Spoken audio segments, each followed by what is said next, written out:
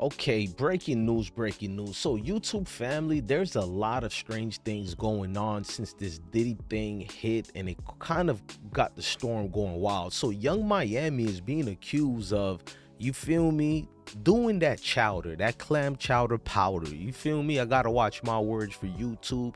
So, she's being accused of being one of the people trafficking these workers, and you know what kind of workers we're talking about here. You know what I'm saying? The lust, yeah, that type of workers. And they said she was helping him. Now this turned from a sex situation, educational purpose, to a situation involving hustling and flipping and trapping. I don't know what's going on, but it's a wild one. And now, ladies and gentlemen, breaking news is that Young Miami was accused of doing all these things. Now, what happened with her in that whole situation with that is basically she was more than just a Diddy token personnel. Now, it's no secret that Little Rod started a forest fire after accusing Diddy of forcing him to sleep with certain workers who worked over there, watch him shower while he didn't have any clothing on, groomed him into a sexual educational purpose relationship that required two males.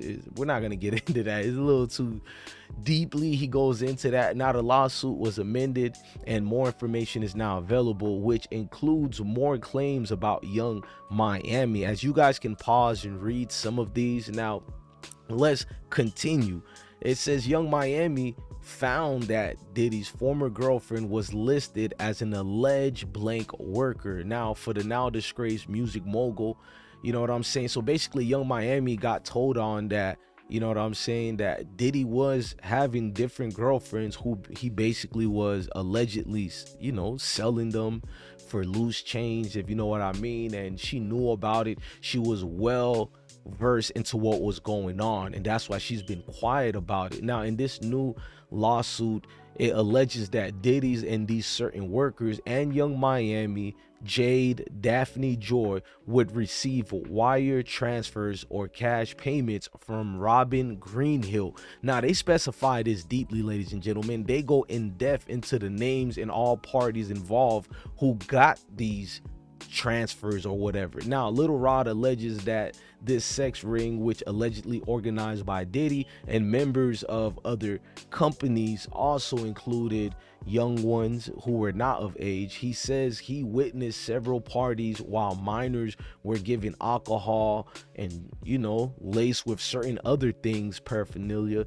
And then he says, being that they're made him uncomfortable, but Diddy allegedly took his car keys and wouldn't let him leave. So Diddy was out here accosting people, you feel me, holding them down, and it was just wild. Now, some witnesses have spoken about the situation and went in more details about it, and a lot of them were projecting things, but I think some, such as this one here, kind of knew some of the insides because they said she's the one who released it. It says, damn, Diddy court documents out, Young Miami be doing, you know, the powder with him, acting like she's innocent, she was wired up. But I'm not even focused on that part, whether Diddy is the trap king of his city. No, we gotta look at these other things where they're talking about people are being sold, ladies and gentlemen.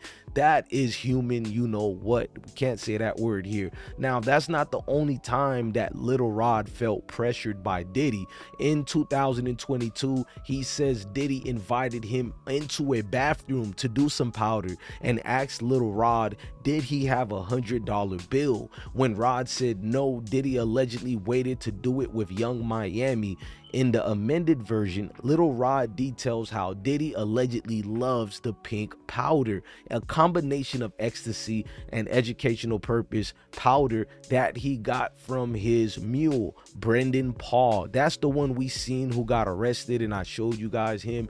Brendan just looked kind of wild, but Brendan, who was arrested for having the, you know, paraphernalia in his baggages, he took blame for it. But Little Rod is using him as the guy that would be used to give it to these people and get them, you know, in a different coherent type of mindset. Now, Brendan was a Syracuse basketball player who's well known in the sports world, not well to people who are casuals, but if you know, you know, he was coached by the great Jim Boheim. Now, in the lawsuit, it says the one time Diddy wanted the powder so bad after one of his dealers forgot it, then Young Miami brought it for him on a private jet.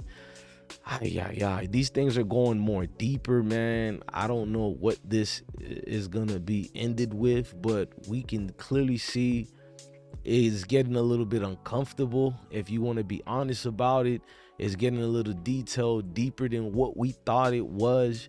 And it just goes to show you, with all the money in the world, it doesn't prevent people from taking advantage of other people. But man, look, y'all let me know how y'all feel in the description box, man. I'm your guy, DJ Bless One, the best one. Love your family, love your kids, and definitely stay blessed. Now, while you're watching over here, click on one of these videos, subscribe right there at the bottom. Salute, peace.